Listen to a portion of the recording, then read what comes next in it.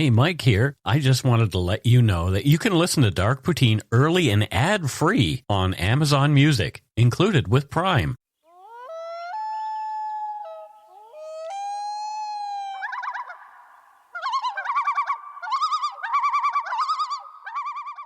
Welcome back to Dark Poutine. I am Mike Brown, and with me, as per, Matthew Stockton.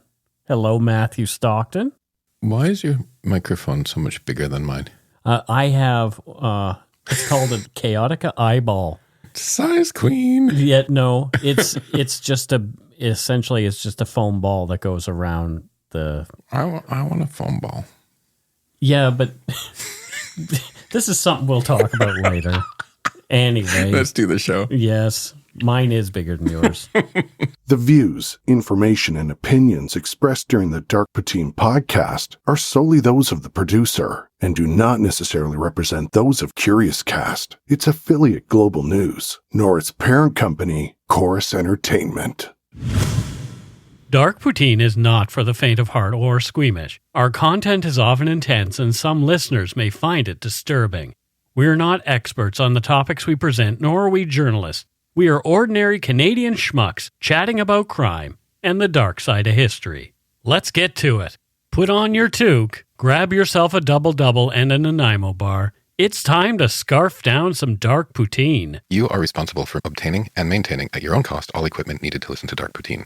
Dark Poutine can be addictive. Side effects may include, but not be limited to, pausing and questioning the system, elevated heart rate, pondering humanity, odd looks from colleagues as you laugh out loud at work, family members not into true crime worrying about you. Positive side effects may include some perspectives and opinions that you disagree with, as well as some wokeness and empathy. If you don't think Dark Poutine is for you, consult your doctor immediately.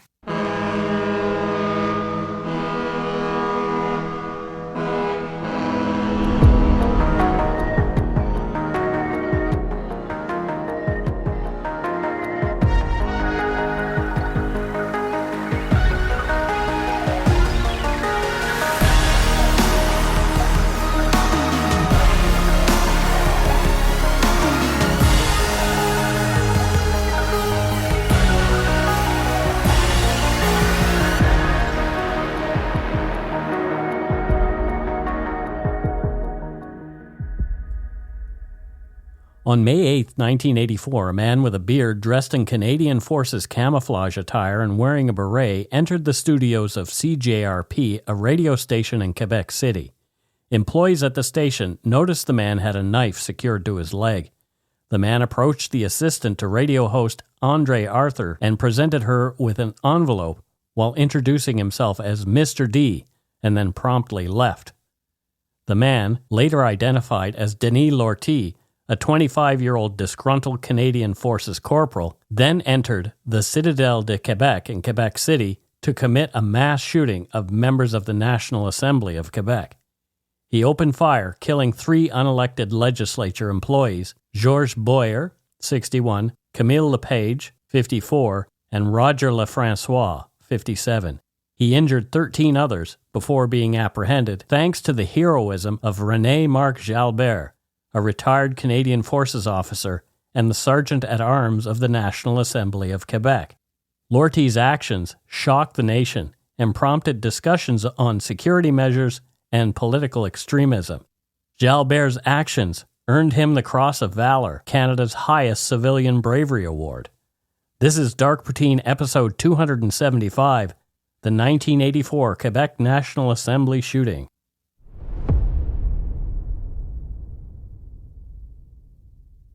The story of how Denis Lortie came into the world is rough.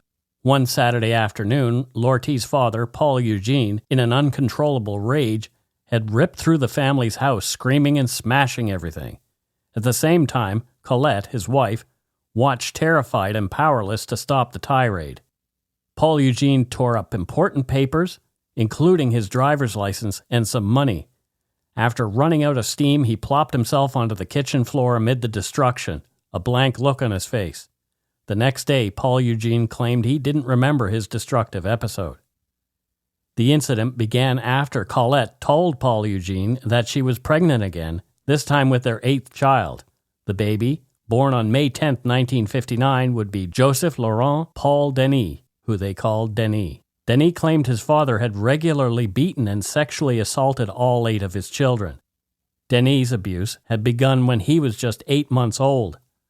Lise later told author Dominique Fournier that Paul Eugene wanted to design a machine that would automatically beat his kids so he didn't have to exert himself. Denis had claimed his father would beat the children into unconsciousness. He hit his wife, too. The sexual abuse was terrible. Paul Eugene even fathered a child with one of his daughters, leading the girls to consider his murder. One of them eventually sought help from the police, leading to their father's conviction in 1969 and a subsequent 3-year prison sentence. Following his release, he chose not to reunite with his family. After the divorce, Colette reverted to her maiden name to distance herself from him. Yeah, the credibility of childhood stories by people who've committed crimes is inherently sort of questionable, isn't it? Yeah. Right? Yep. They might lie about... In this case, he had corroboration from his sisters. Yeah, so, often we kind of go, Yeah. oh, boo-hoo, my childhood was so bad. But, right. Because often these guys will try to minimize the legal consequences. Sure. And in some ways, I think sometimes make stuff up to sort of justify their actions in their own heads. Sure. And so you have to use caution, but I think, the fact that his father was jailed and his mother left, it doesn't speak to a good childhood at all. No, it definitely does not. We'll see later that the apple didn't fall too far from the tree. Denis Lortie was a corporal in the Canadian Armed Forces. After completing high school in Quebec, Lortie enlisted in the Canadian Forces in the late 1970s. He served in the logistics branch and was stationed at various military bases, including CFB Borden, CFB Valcartier, and CFB Halifax. Since 1983, he had been a supply technician at CFS Carp, close to Ottawa, where he worked around the Diefenbunker there. Yeah, That's the same one we mentioned in another episode. And his duties gave him access to firearms, ammunition, and various army equipment. He lived nearby with his wife Lise, who was 17 on their wedding day on December 27th, 1980, and she was only 18 when they had their first child, a son, the couple named Luke, who was born less than a year later. Lortie was excited to be a father and happy that he and his young wife had created a life together. It's incredible how things have changed. When you hear married at 17, in today's context, sure. Well, actually, it was very normal, right? Yeah. My mom was married at 19 to my dad and had both my brother and I by the time she was 21. Yeah. And just like a generation later, it's so different now. Yeah. I think back then, the average age for the first time mom was like 24 and dads are 26. Now that's 32 and for women and 40 for guys. Right. Yeah. Yeah. Almost skipping a generation, right? People are almost their grandparents' age now when they're having kids. Yeah. Denis and Lise welcomed their daughter, Marie-Helene, in 1983. Lortie later explained that after her birth, he felt shut out of his family, as though his job was done and all the love in the home was between Lise and the kids. Denis felt unseen and grew angry and frustrated. He began lashing out. Denis later claimed it was then he was filled with dread, wondering if he were just like his father. Lortie ranted about the Parti Québécois, saying he wanted to destroy them, especially René Lévesque, their leader. Denis was enraged over the Parti Québécois advocating a francophone identity for Quebec. Lise became a target of Denis' abuse as she was a distant cousin of René Lévesque's and she shared a last name with the party leader. Lise had only met René a few times during her childhood and was not close to him, and although Lise's surname was spelled without the accent aigu on the second E like René's, Denis would belittle her for it. Language always seemed to be an issue in Denis Lortie's life, which was a source of deep frustration for him. Lise said Denis struggled with English. Anglophones couldn't understand him through his thick accent and strange manner of speaking. His French wasn't much better. According to Wolfram Burgond, as per Lise's observations, Denis experienced, quote, certain pronunciation difficulties. He would stammer and stumble over his words. Furthermore, it necessitated significant effort on his part to communicate effectively. He'd been given a removable upper denture in the months before the attack on the legislature. Denis hated the teeth and would take them out to eat. They were uncomfortable and exacerbated his speech issues, making him almost unintelligible at times. Denis took his frustrations out on Lise and the kids. When Luc was 2 years old, he stopped speaking and was taken to a speech therapist. Luc suddenly becoming nonverbal was a blow to Lortie, who wondered if his son's sudden silence was somehow his fault. Denis' daughter, Marie-Hélène, was also affected and began vomiting after she ate. All of this drove Denis to distraction. Lise was fed up with her husband's unpredictable and random violence and began divorce proceedings. Yeah, if one of your kids isn't talking and the other one's throwing up whenever she eats, it's not a good indication that it's a stable home life. Yeah, there's something going on. I feel for those kids. Yeah, for sure. The month before Denis' attack on the legislature in April of 1984, during an appointment, Luc's speech therapist concluded that the boy's lack of speech was psychosomatic. The therapist said, quote, "This child is under too much pressure." After his incarceration, Lise asked Denis if he'd beaten Luc when she wasn't around, and Denis admitted he had. At the beginning of May, Denis Lortie requested and was granted a few days' leave from May 5th to 7th. He claimed this was to settle his divorce from his wife. Lortie rented a car, and then the next day, although on leave, he used the pretext of being late for his work to return to the military base. There, he went into the vault, which housed the arms and ammunition.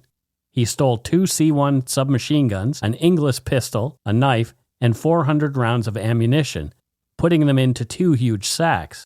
A companion, unaware of what was in the heavy bags, helped him put these 2 packages in his car before leaving the military base.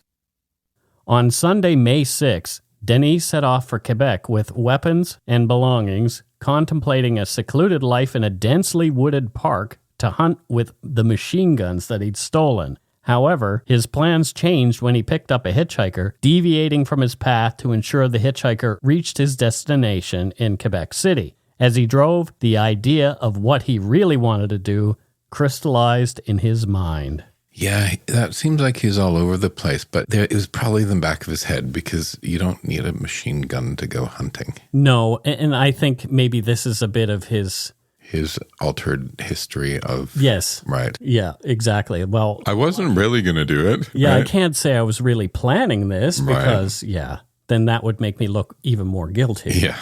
After renting a room in Quebec City, Lortie decided he needed to do some reconnaissance. Wearing civilian clothes, he went on a guided tour of the National Assembly to get the lay of the land. Before leaving the legislature, he inquired about the schedule for the next day's sittings and public access to these. He obtained a map of the main parliamentary chamber, Le Salon Bleu, which translates to English as the Blue Room. The next day, he went on a second group tour of the National Assembly, and he ended his day by buying a tape recorder and cassettes, 3 of which he used to record messages. They were intended for Padre Arsenault, military chaplain, for his wife, and the host of a radio station, Mr. André Arthur. At the beginning of the evening, Lortie went to the Citadelle de Quebec to meet the Padre there. Father Arsenault being absent, Lortie left a box with the soldier on duty with instructions to give it to the Padre. After his night's sleep, Corporal Lortie put on his camouflage combat fatigues. If anyone asked, he explained his outfit by saying he was participating in exercises at Valcartier in the suburbs of Quebec. Then he mailed his wife the tape that he'd recorded for her and various personal objects, including his wedding ring. Lortie then went to the CJRP radio station to give on-air talent André Arthur the tape he had reserved for him. Unable to meet the host already on air, he left the cassette intended for André with one of the station attendants. According to an article on the case by Wolfram Burgond, at the reception area of the radio station, he told André Arthur's assistant, "For you, I'm Mr. D," and handed her an envelope containing one of his 3 audio tapes. The envelope bore the name D. Lortie and instructions not to open it before 10 a.m. It also contained a social insurance number and a few illegible scribbles. The phrase, "The life of a man," was written on the cassette. The tape contained menacing messages threatening the provincial government. The 45-minute recording strongly criticized the Parti Québécois and their pro-French language policies. Lortie's stammering voice proclaimed a long-awaited, opportune moment. "I have waited for just the right moment. It's at hand now. The government will be destroyed," including Premier René Lévesque for doing, quote, "so much wrong to the French-language people of Quebec and Canada." The Kingston Whig Standard printed a Canadian Press partial transcript of Lortie's rants on the CJRP tape. Quote, "What I am doing is not for me but the world of the future and for the French language," said the tape. "For me, it has a lot of meaning. No one will be able to stop me, not the police, not the army, because I am going to carry out a destruction, and then I will destroy myself. It will be a first in Canada. I would have attacked something more important like the Liberal Party in Ottawa," Lortie added. "This is a very important point for me because my language is in Quebec and I don't want anything or anyone to destroy it." Speaking in a calm voice with frequent pauses, he added, "Maybe I will hurt a lot of people, but what do you expect? To achieve something good you have to destroy. But one thing I can tell you, I only have one life to live. I want to destroy the Parti Québécois. Do not put the blame on the Canadian Armed Forces. It's something I respect a lot. The Parti Québécois wants to have only one language in Quebec. And for what reason? They want to confine us to Quebec. They tell people not to go live elsewhere. Lévesque wants to have an independent Quebec, but he'll never succeed. Lortie said he would, quote, kill everyone in my path, end quote. I was talking to my husband about this, and he was surprised that this guy was a Catholic French Canadian. Yeah. And I said to him, like, that actually shows the complexity of the debate in Quebec at the time. I think the rest of Canada really simplified the politics in Quebec and wanting to leave as French versus English or Catholic versus Protestant. I think there was a little bit of that. That was never sort of screaming from the headlines, but I think people felt that.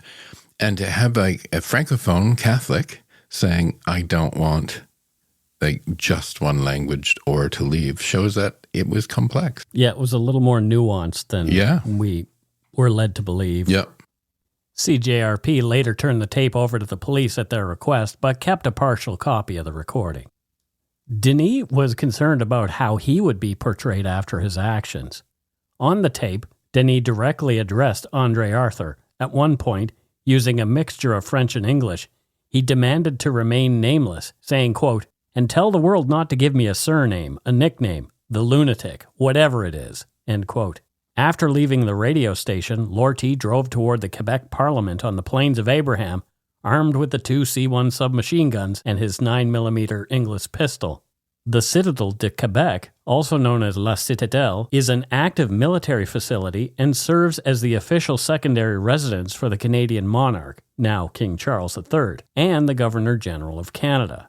It is situated atop Cap Diamant. This citadel houses the oldest military structure in Canada, and it's part of the fortifications surrounding Old Quebec City.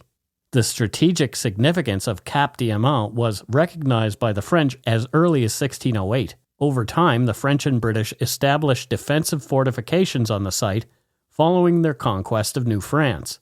The modern citadel was constructed between 1820 and 1850 to bolster the defense of Quebec City against potential American attacks. The British utilized the citadel in 1871 when they officially transferred ownership to the Canadian government. According to its official website, the citadel was recognized as a National Historical Site of Canada in 1980 and is part of the Historical District of Old Quebec, which was placed on UNESCO's World Heritage List in 1985. When Denis exited his car just after 9:40 a.m., he immediately unleashed a barrage of 9mm rounds from one of his C-1 submachine guns into the Parliament building's windows and around the grounds. This initial volley of shots injured no one, but it did send tourists, including children, scrambling for cover. Lortie had intended to enter the Assembly chamber during a parliamentary committee session scheduled for 10 a.m. that morning. He believed that there would be many politicians present.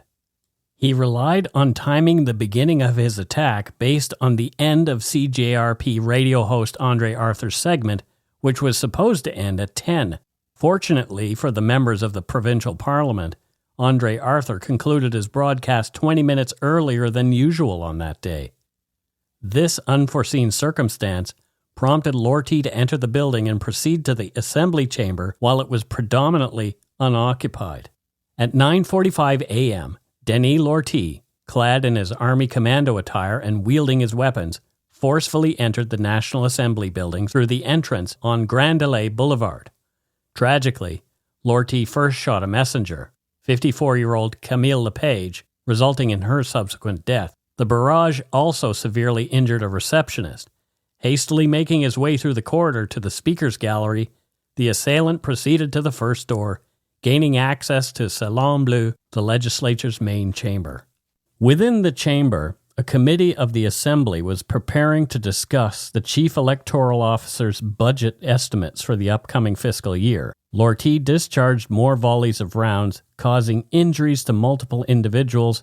2 tragically succumbed to their wounds: 61-year-old husband, father, and military veteran George Boyer, a long-serving page who had dedicated several years to the National Assembly, and the other fatality was 57-year-old Roger Lefrançois, a page to the Chief Electoral Officer. None of the dead or injured were elected officials. You know, this is... I don't want politicians to be shot. Right. Yeah. Even though I dislike all of them in every party. Right. But there's something that hurts where the people that were killed, they were just there doing their day jobs. They were just normal human beings doing their day job, right? Yep. Kind of makes it a bit sadder for me. Just these normal people getting on with their daily jobs. Yeah, exactly. Right. On a day trip, a group of school children were present in Le Salon Bleu and ducked for cover. Some laughed, not realizing the danger, but the seriousness sunk in quickly as they were safely ushered out a back door.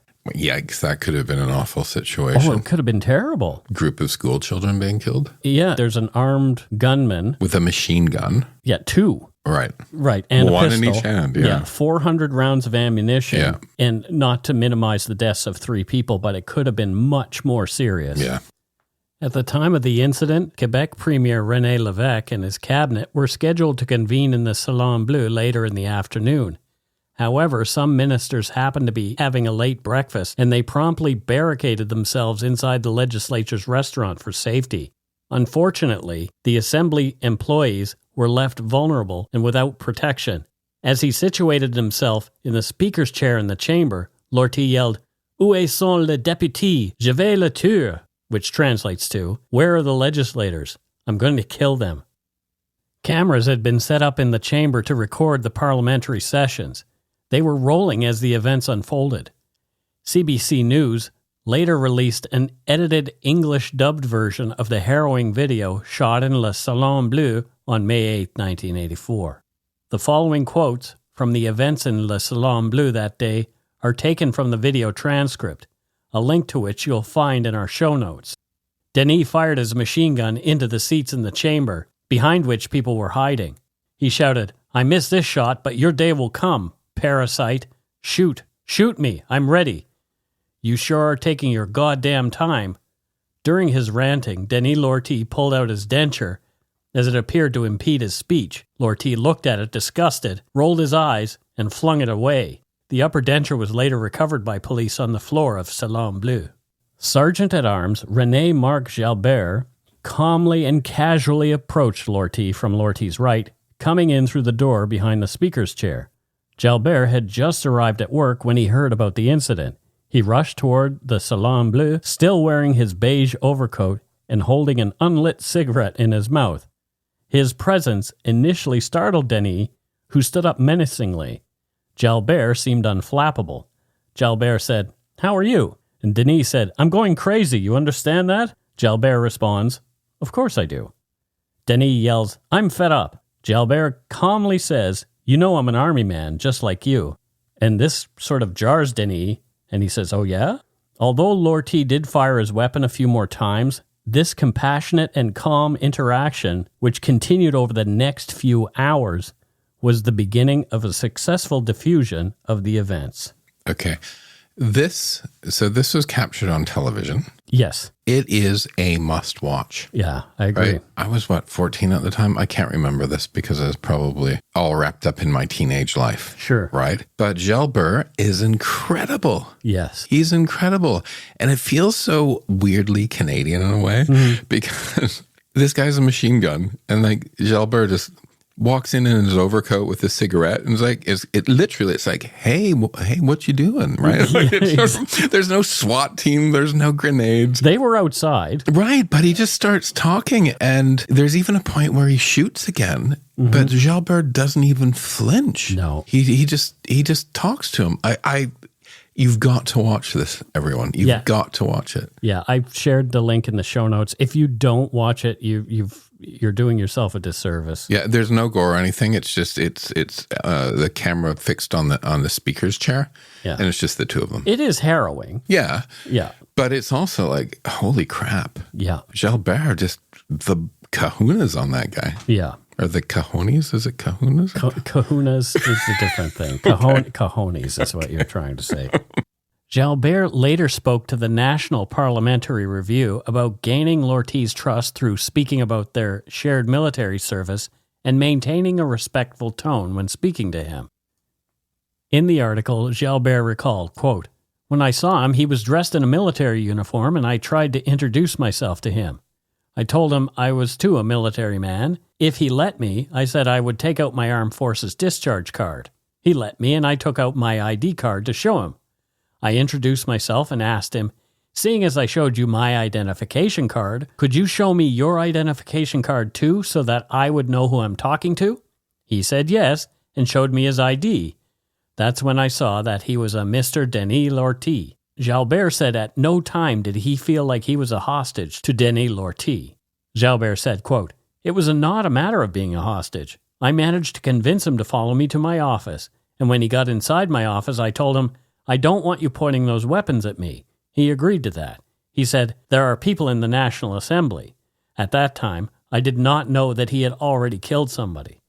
I did not know that there was still somebody in the chamber. He was the one that told me. I said to him, listen, I want to negotiate with you. I really want to have a talk with you and help you, but we're going to do it in my office. In the meantime, before going, you must promise me that the pages that are still in the chamber will be allowed to go. He told me, yes. I said, do you promise? He did. Then he raised his gun, and I said to the pages, all those who are in the chamber leave right now. 3 pages left, and when they had gone, the only person left was a policeman in the gallery with a walkie-talkie." End quote. Even though the Salon Bleu conversation between Lortie and Jalbert continued for 24 minutes before they exited and went to Jalbert's office, police had not fully evacuated the building.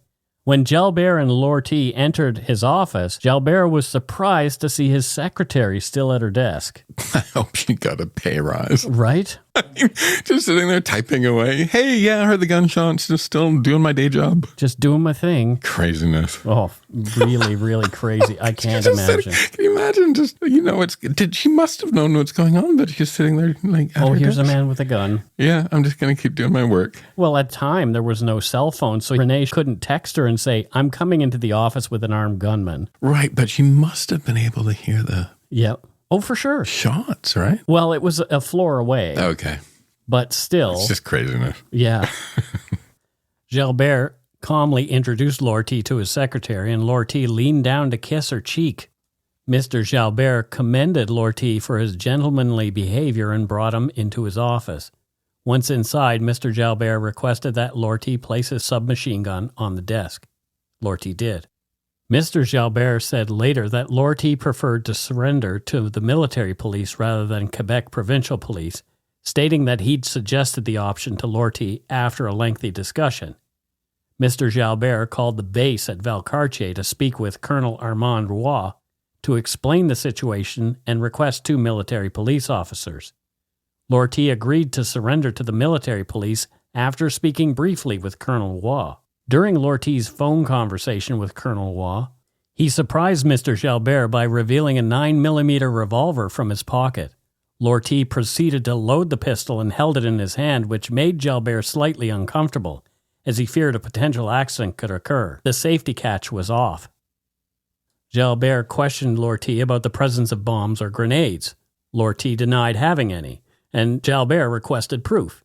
He asked Lortie to stand up and open his shirt to check for grenades. Lortie complied, and Mr. Jalbert further asked if he could search him.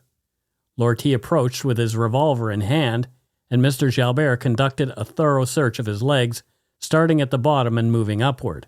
He then requested Lortie to turn around, ensuring the gun was not pointing towards him, and searched him from behind, inspecting his back. Jalbert convinced Lortie to place that gun on the table as well so they could continue their conversation in safety.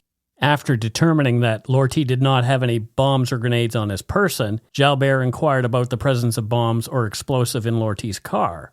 Lortie responded that the only items in his car were his backpack and personal belongings.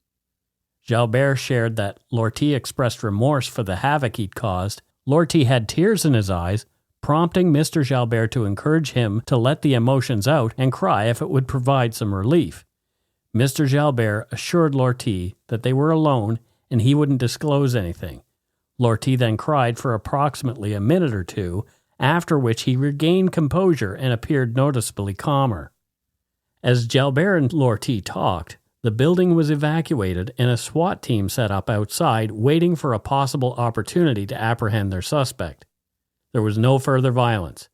At 2:15 p.m., the incident ended as the gunman peacefully surrendered to law enforcement officers. The Quebec Provincial Police, the Quebec City Police Force, and the Security Service of the National Assembly were involved in securing his surrender.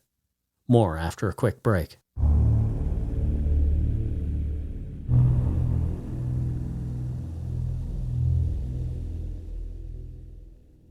And we are back. Matthew, thoughts on this? My biggest thought is what if? Yeah. What if he had been there on time and killed René Lévesque? Right. And other politicians? Would separation have actually happened? Would there have been a blowback? Would Quebec have actually separated? Yeah. What if he had killed those kids? You know, I'm not minimizing this. Three wonderful human beings died. Yep. But this could have had huge consequences for the country. Yeah. Right? And actually, and this goes to show, you know, people that kill politicians, what they don't understand, it usually adds fire to the flames of whatever that politician was. You've written here the word martyr. Yeah. They would have martyred him. Yeah, exactly. Yeah. I mean, essentially that's what happened to JFK. Yeah. He's murdered and becomes this martyr. He was an okay president. He was doing his thing. But it was his murder that sort of vaulted him to a status he may not have acquired had he been able to remain. And then all the following Kennedys, right? Mm-hmm. But we'll leave RFK Jr. out of it because that guy's out of his mind.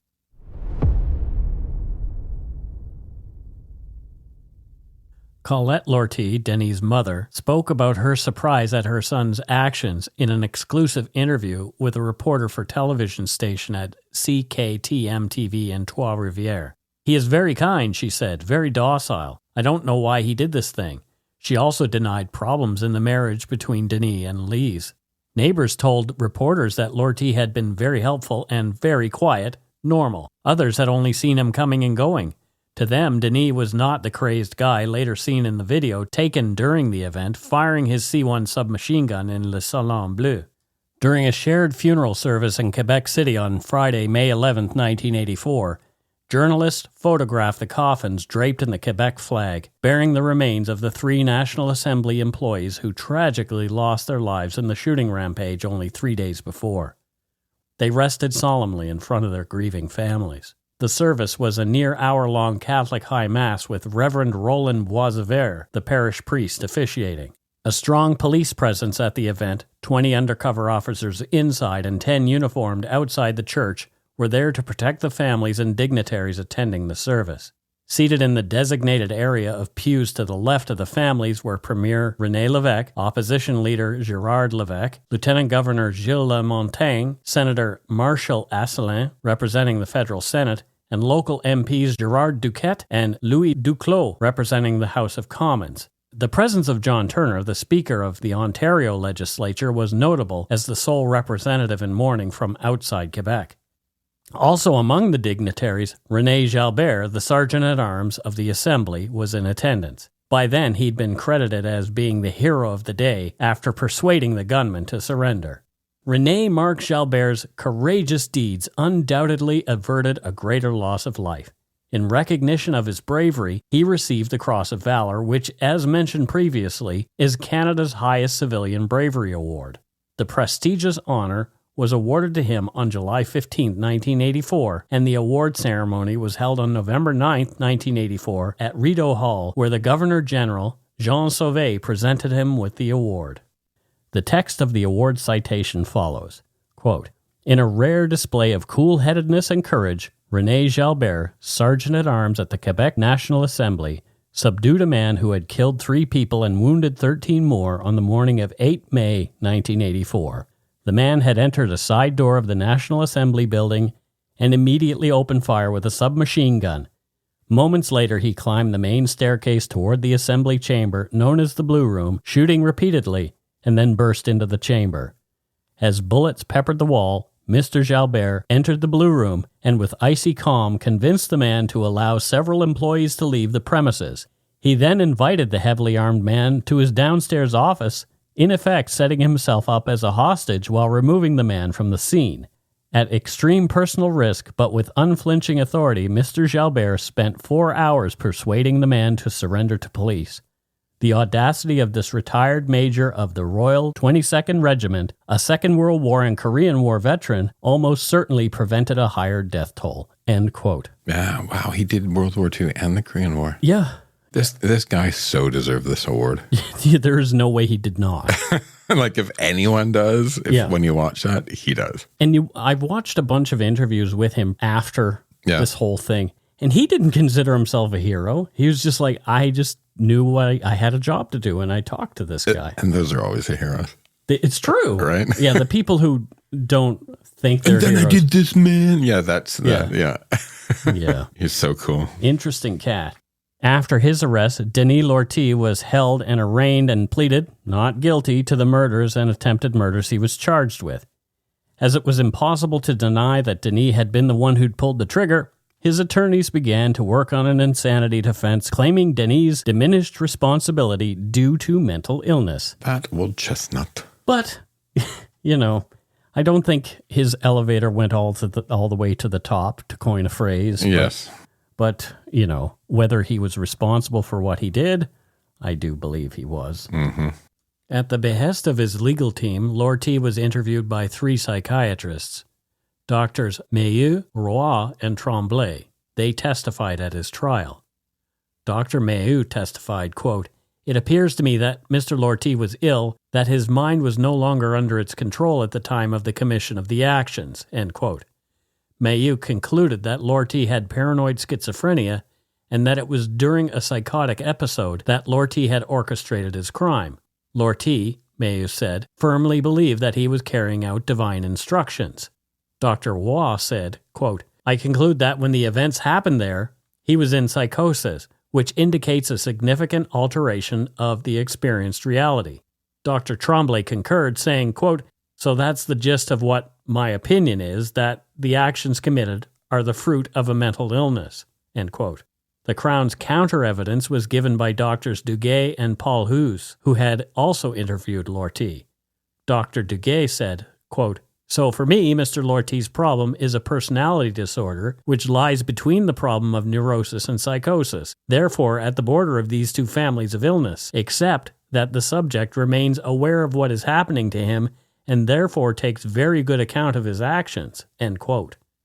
Dr. Paul Hoos testified, quote, "I think Mr. Lortie has character problems and of personality with an impulsive tendency to act. It's not psychiatric illness," end quote.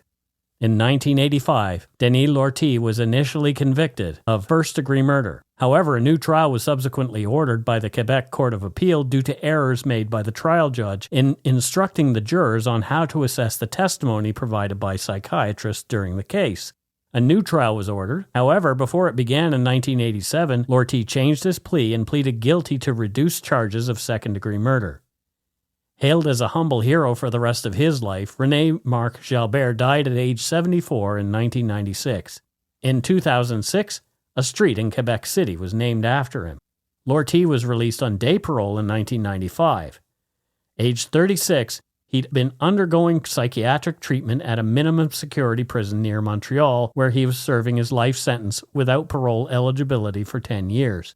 The National Parole Board officials determined that Lortie was no longer a threat to society and would be eligible for parole in 6 months. Lortie had to abide by specific rules as part of his release conditions. These included spending each night at the halfway house from 11 p.m. to 7 a.m. He was also obliged to inform parole supervisors of his whereabouts at all times and was limited to a radius of 40 kilometers from the house. The families of Lortie's victims expressed dissatisfaction with the perceived leniency of his punishment. Some believed he should have faced execution, a penalty that could not be applied due to Canada's abolition of the death penalty in 1976. You know where I'm going to go with this. Yeah, you don't like the death penalty, and neither do I. I feel for them.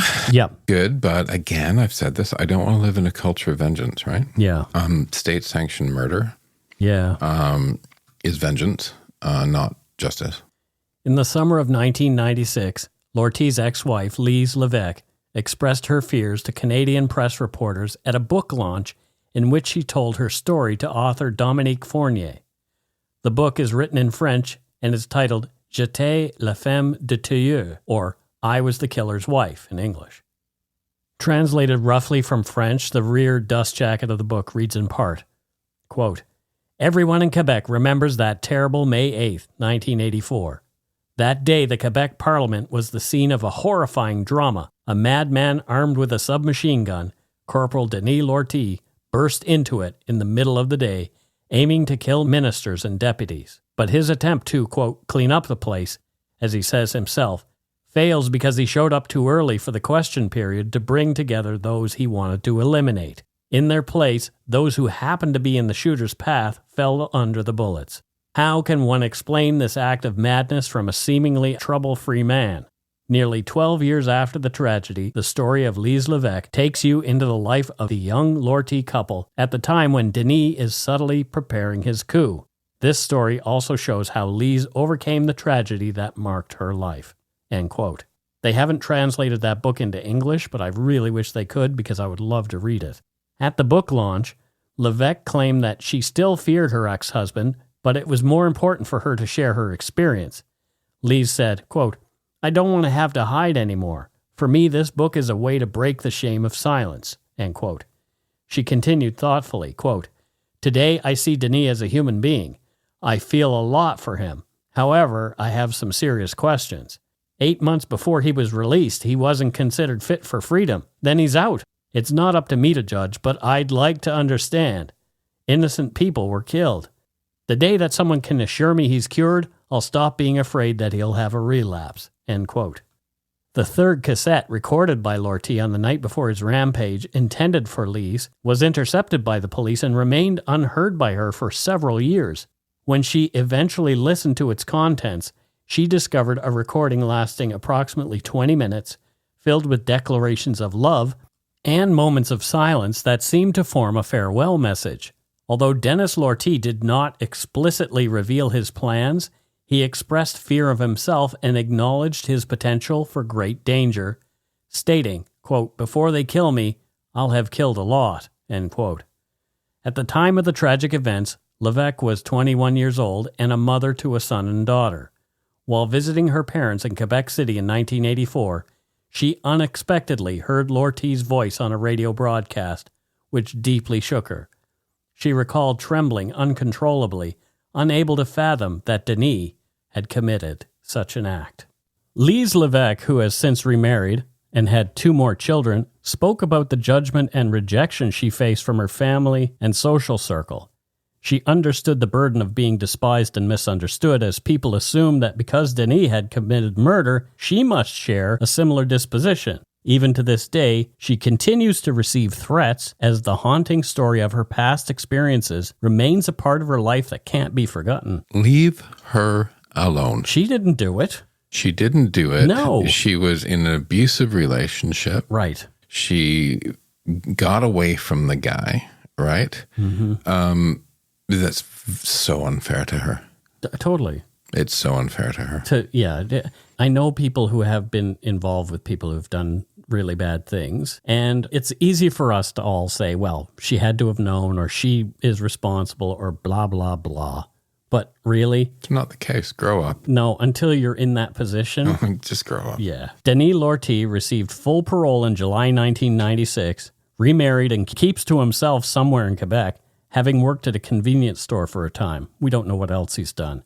As he was sentenced to life, he is expected to regularly report to a parole officer, which he has reportedly done without fail. Parole officials have publicly stated that they still keep tabs on Denis Lortie. As you would. Yeah, I mean, this story. But yeah, like I liked what you had to say, the middle, right, where we're talking about... what could have been. Yeah, what if? It could have changed Canadian history, this whole thing. Yeah. You know? Could have, and it probably would have. Yeah, fair. I mean, remember how heightened everything was at that time? Mm-hmm. Right? Like we were in a quagmire back then. Well, yeah. There's still a bit of a quagmire around other things now. But yeah, whatever. We always seem to need at least one good quagmire, don't we? Yeah, Canadians love a good quagmire. And that is it for Dark Poutine episode 275, the 1984 Quebec National Assembly shooting. That's right. It's time for voicemails. You can leave us a message at 1-877-327-5786 or 1-877-DARK-PTN. We'd love to hear from you. Let's see who called us this week. Okay, let's have a listen to our very first voicemail. This week we have two. Hey guys, my name's Linnea. I listen to you guys probably every day. I've re-listened to a bunch of your episodes. I literally wait for the day you guys release new episodes. It's my favorite podcast. I don't even know what to say. I just wanted to call and say how much I love you guys, and how much you've really kind of helped me through a lot of anxiety and, depression. I really love your guys' voices and just how real you two are. I grew up in White Rock, so I'm, from your neck of the woods, and I don't know. It's really nice to listen to people that are from where I'm from and just kind of talk about real things. And yeah, there's one thing I kind of wanted to bring up, one story. I don't know how really big or how much information there is about it, but I grew up with a kid in White Rock, Hudson Brooks, and he was involved in a shooting with the cops right in front of Semiahmoo Library with the cop shop in South Surrey. So it was really traumatic, and there was a lot of marches for it, and there wasn't much closure, and it was just a really sad incident that involved a lot of people in White Rock. And yeah, I don't know, just wanted to bring it up and see if maybe you guys could do little short thing on it or something if you wanted to, if it was interesting for you guys. But yeah, I will let you go now, and thanks again for everything that you do, even though you don't know you do it, but you do it. And yeah, all right, go shit in your hat. Bye. Well, thanks, Linnea. Thank you. I looked that up as soon as she started talking about it, and I vaguely recall it because it happened 8 years ago, I believe. Okay. Yes, 8 years ago. And the Surrey RCMP officer who fatally shot 20-year-old Hudson Brooks in South Surrey apologized to the young man's mother after a coroner's inquest. Okay. So, I don't know. It's a really interesting story, so it might be one that we would want to tackle. I'm not entirely sure. It looks very sad as far as everything that I've read in the brief few seconds here. But I do recall, like I say, I recall it briefly. But yeah, thanks, Linnea, for the tip. And it is something that we'll probably look at a little more deeply. So, thank you. Yeah. Let's listen to another voicemail. This looks like it might come from someone local. Hey there. My name's Taylor. I'm calling from Calgary, Alberta. I've catching up on my podcast, so I just recently listened to the episodes about the Hollow Man, and you guys were going on about being safe when internet dating, which of course is a great idea. And I thought I'd call in and tell you a funny story about a date I went to one time from online. To this day, I tell everyone it was the worst date I've ever been on. But so I did everything right. I texted the guy for a bit first, and we go to meet, and I'm like, let's meet in a public place. My first ever online date, and we go meet at a mall. And we go into the mall, everything's going good. He buys me coffee. All of a sudden, he lifts my leg up onto his lap from the back of my knee and pulls my shoe off and looks at me and goes, I just like feet. I don't remember exactly what I said, but I'm pretty sure I just repeated the word, nope, nope, nope, the whole way out of that mall. I just stood up and left. Now I can look back and think it's hilarious, but it's, just thought I'd call, tell you that story, and see if you could have a little laugh at my expense, I guess. Anyway, have a good day. Bye. So she noped her way all the way out of the mall. Yeah. Was it Quentin Tarantino that you were meeting with at the mall? Because he's got a foot fetish. You would think if somebody was into internet dating, part of your profile would include your fetish. Or you will work up to it. Well, no, I would expect. No, well, if it's internet dating, if you're going on a date, right? Like everyone has some sort of fetish, right? And you kind of work up to it. But okay, work up to telling her about it, or just, work up to exploring and talking, and then get to know them as human beings, because if you're dating, it's just the foot isn't going to keep the relationship going. Well, maybe in this guy's mind it would. Maybe it would. It's funny because Taylor's a podiatrist.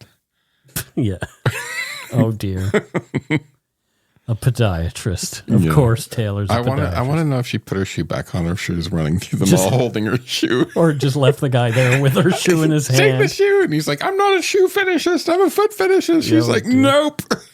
Oh my gosh. Yeah. That's an odd first 5-minute meeting. Well, right? Yeah. But like I say, if that is the thing that you are really into. Well, that is the opportunity of online. I guess you're right? Yeah. I'm just going to put it all out here. Because somebody else might be really into having their feet worshipped. Yeah. Or licked or whatever. Right. Exactly. Yeah. Come worship my feet, and then I'm into feet, and the two can swipe right, and all is great. Oh God, nobody would be into my feet. They big. I have hobbit feet. They're flat and wide. I literally, and look at those, Mike. And they're smelly. Are they? A little bit. Yeah. I know. I need the spray, but look at them. They're horrible. I'm not a foot guy, so I spend most of my life in my bare feet. If people want to know why I might can see my. I've got bare feet too, but my feet are also terrible. Anyway, that's it for voicemails this week. Oh boy. Yeah. If you really, really are into feet and you need feet, tell the people in your dating profile, I need to see your feet. I'm into noses. You are, and actually. the thing about dating profiles is you get a picture of the person's face, right? Hopefully. Well, I mean, not that I've been on one for a long time, but yeah. Yeah. And neither have I. I've never done that. You've never been on a... Nope. Really? Really? I want to get you on the couch and talk to you like a therapist and ask you why. No, please don't. I'll be fine. Okay. Yeah. That's what they all say. It's not something I need to look into. That's it for this week's voicemails. Again, you can leave us one at 1-877-327-5786 or 1-877-DARK-PTN. We'd love to hear from you, even if it is just to say hi and to tell us to go shit in our hats. If you're stumped for what to chat with us about, a quick story is welcome. All right, we've got a couple of patrons this week. First up, from Naramata, British Columbia, we have Alicia Norrie. Hello, Alicia. And what does Alicia do up there in Naramata? How do you spell Naramata? Naramata. Naramata. Great. Yes. She's a professional spelling bee person. Oh, so that's why you asked me how to spell something. Yes. I gotcha. She has won. There you go. Many times. Wow. I used to be good at spelling, but it seems like the older I get, the worse I get. And the worse I get at typing as well. So it's... I'm still good at spelling, but I'm bad at typing because I just try to pump the ideas out. Well, there you go.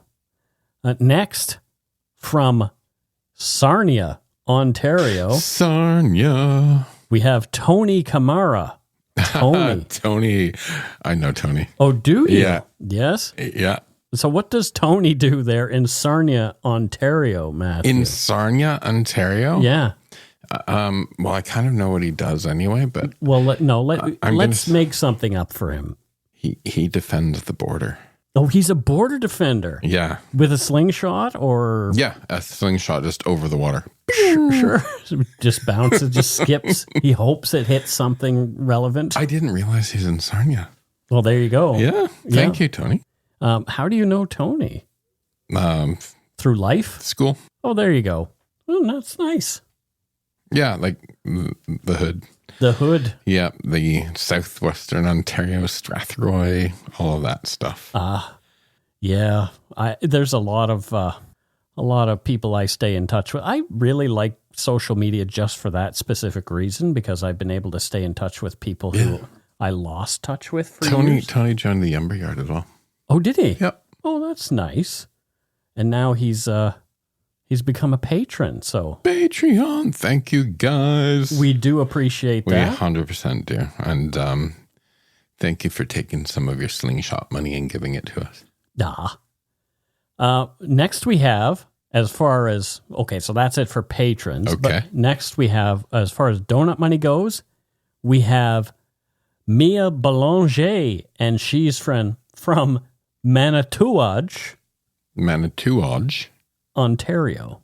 Manitouwadge? Yeah. Okay, Manitouwadge. I've never had to pronounce that before. Mia says, got back into the show after being too busy to listen. Just as amazing as I remember. I can't wait to force my parents to listen on the drive to uni, Bachelors of Education. Have a great day and give Steve a pat for me. P.S. If you're ever looking to do another war episode, check out the Nays Park POW camp. Absolutely wild. Great. Okay, that sounds interesting. We'll check that out. I wonder where she's driving to uni with her parents. I don't know. Somewhere in Ontario. Manitouwadge, away from Manitouwadge. I'm going to say she's studying business at Western. Well, she said a Bachelor's of Education. Oh, did she? Yes. Oh, I didn't hear that bit. I bet she's studying Bachelor's of Education at University of Toronto. Oh, there you go.